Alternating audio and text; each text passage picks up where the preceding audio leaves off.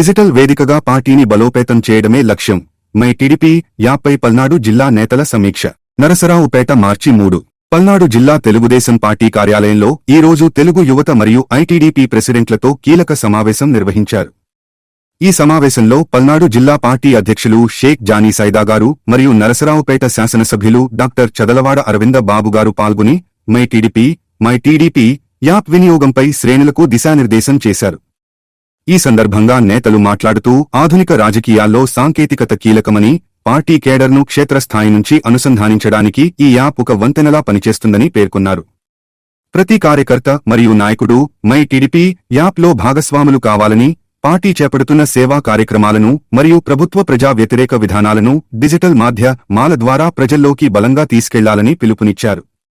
ముఖ్యంగా తెలుగు యువత మరియు ఐటీడీపీ విభాగాలు సమన్వయంతో పనిచేస్తూ సోషల్ మీడియా వేదికగా పార్టీ గళాన్ని వినిపించాలని సూచించారు.